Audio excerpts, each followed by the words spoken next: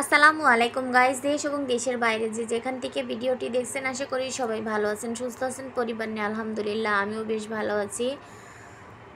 তো নতুন আরেকটা ভিডিও নিয়ে চলে আসলাম তোমাদের মাঝে। আশা করি ভিডিওটা শুরু থেকে শেষ পর্যন্ত দেখে নিবে। দেখতে দেখতে কোনো জায়গায় একটু ভালো লাগলে প্লিজ আমার চ্যানেলটা সাবস্ক্রাইব করে দিও, লাইক কমেন্ট শেয়ার করো, আমার পাশে থেকো। অলরেডি আমাকে ভালোবেসে যারা আমার পাশে আছো তাদেরকে অসংখ্য ধন্যবাদ আমার পাশে থাকার জন্য।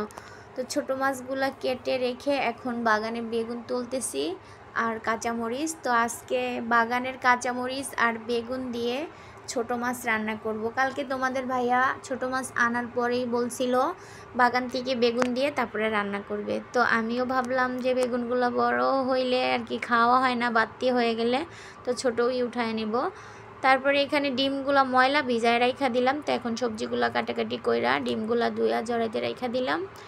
পানি শুকাইলে ফ্রিজে রেখে দিব, তারপরে রান্নাটা বসিয়ে দিব। তো আগে কিন্তু গোছগাছ করে নিলে দেখা যায় রান্নাটা খুব সহজ হয়ে যায়। তো আমি ছোটো মাছটা রান্না করতেছি ভিন্নভাবে। এটি কিন্তু মাখায়া বসায়, তো আমার মাখানো তরকারি তেমন একটা পছন্দ হয় না। তো এই কারণে আমি এভাবেই সবসময় তরকারিটা রান্না করে থাকি। আর এই মাছের মধ্যে প্রচুর পরিমাণ তেল, একদমই ভাঙা যাওয়ার সম্ভাবনা, তো লাড়াচাড়া একটু কম করতে হয়। তো ডালটা আগেই বাগার দিয়ে রেখে দিয়েছিলাম, এখন ধনিয়া পাতা দিয়ে দিলাম। তো তরকারিটাও হয়ে গেছে। ছোটো মাছের তরকারি অল্প সময়তেই হয়ে যায়। আর বেগুনগুলো আমি একদম চিকন চিকন করে কেটে নিয়েছি, তাই খুব তাড়াতাড়ি তরকারিটা হয়ে গেছে। আর সাথে একটু পেঁপে ভাজি করে নিচ্ছি। তো পেঁপে ভাজি কিন্তু সবার খাওয়া হয় না, কারণ পেঁপে পেটের জন্য অনেক উপকার। আমরা কিন্তু পেঁপে খেতে চাই না। তো রান্নার পাশাপাশি কিছু থালা বাসনও ধুয়ে নিলাম রান্নাটা শেষ করে। আর আজকে আমাদের বাসার সাইডে বিল্ডিংয়ের কাজ চলতেছে, এই কারণে একটু শব্দ, তোমরা কিছু মনে করো না প্লিজ।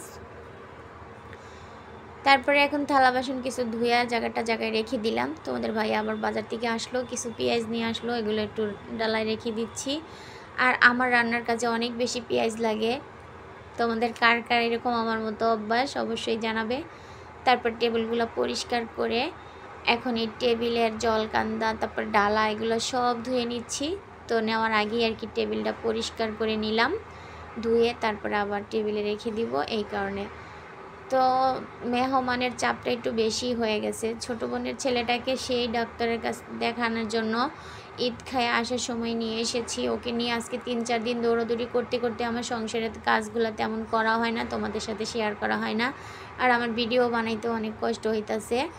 তো তারপরও যেহেতু এই লাইনে কাজ করি, ভিডিও না বানাইলে একদমই ভালো লাগে না। তো আরও কতগুলা থালা বাসন হয়েছে, খাওয়া দাওয়া করে নিয়েছি ফাঁকি দিয়ে নাস্তা সকালের। তারপরে এখন জাগার জিনিসগুলো জায়গায় রেখে দিলাম। তো পরিপাটি করে কাজ করতে কিন্তু অনেক বেশি ভালো লাগে।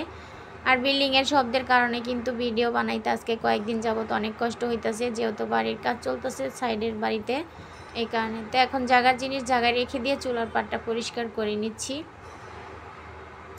রান্নার পরে চুলার পাটটা পরিষ্কার না করলে একদমই ভালো লাগে না। তো আমার মামা নিয়েও ডাক্তার দেখাতে আসছে আমার বাসায়, তো এই কারণে রান্নাবান্নার চাপ একটু বেশি, তারপরও কিছুই করার নাই। আর এই ফ্যানগুলা মানে এক ময়লা হইলে একদমই বাতাস লাগে না। আর সাবান দিয়ে সোপা দিয়ে না মাইজা ধুইলে একদমই ভালো মতো পরিষ্কার হয় না।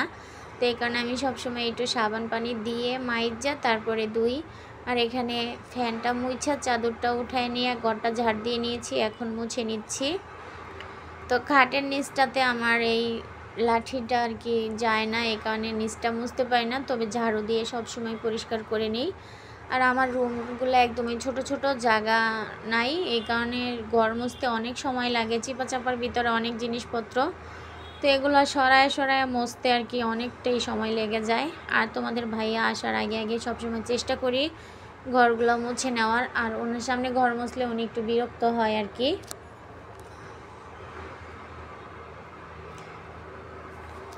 তো আমার মেয়ে ছেলেগুলা মাশাল্লাহ তেমন অপরিষ্কার করে না, একটু আমাকে ভয় পায়, এই কারণে একটু অপরিষ্কার কমই হয়। আর না হয় দেখা যায় অনেক বেশি অপরিষ্কার করলে আমি পরিষ্কার করেও আর কি কুল পাইতাম না। তো মাশাল্লাহ বাচ্চা দুইটা আছে মোটামুটি অনেকটাই ভদ্র। তো দেখো মেয়েটা ভাবতেছিল বৃষ্টি আসবে, ওইখানে লাফালাফি করতেছে। তো আমার ঘরগুলো মোছা হয়ে গেছে, এখন একটু বাগানটা ঝাড় দিয়ে নিব। তো বাগানের অবস্থাটা দেখো, কিছুদিন আগে কিন্তু আমি ঘষে নিয়েছিলাম।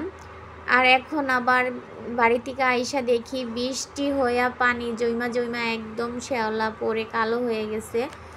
তো আমার ঘরের কাজগুলাই আমি করে শেষ করতে পারতেছি না। বাড়ি থেকে আইসা ডাক্তারের কাছে যাওয়া, দৌড়াদৌড়ি করা, তারপরে আবার ঘরের কাজগুলো করা, এমনিতেই গ্যাস থাকে না, রান্না বান্না। আমি আজকে কয়েকদিন যাবত ঠিকমতো নামাজ কালামগুলোও পড়তে পারতেছি না। মানে গ্যাসের সমস্যার কারণে রান্না করব না নামাজ পড়ব মানে কিছুই, আর গ্যাস না থাকলে অনেক কাজ এলোমেলো হয়ে যায়। তো চাদরটা ভিজায় নিলাম, নিয়ে এখন বিছনাটা একটু গুছিয়ে নেব। তো এই চাদরটা আমি রোজার ঈদে নিয়েছিলাম, 2টা চাদর। মাশাআল্লাহ চাদরটা কেমন হয়েছে অবশ্যই জানাবে। আমার কাছে অনেক বেশি ভালো লাগে কালারটা। তো এই রুমটাতে আমার ছেলে থাকে, আর তো ছেলের রুমটা মাশাআল্লাহ অনেক সুন্দর করে পরিপাটি, যেহেতু এই রুমে ছোপা লোকজন আইসা বসে, এই কারণে এই রুমটা একটু পরিপাটি রাখতে হয়। তারপরেও রাখতে পারি না, কারণ বাচ্চারা সারাদিন টিভি দেখে এই রুমে বসে, তো চেষ্টা করি রাখার। তো আমি কিন্তু সবসময় পরিপাটি করাটা রাখাটা আমার একদম একটা মাথায় প্যারা ঘুরঘুর করে। তারপরে আমার এখন সবগুলা কাজ হয়ে গেছে, আমি কাপড় চোপড়গুলো ধুয়ে গোসল করে এসে পড়েছি।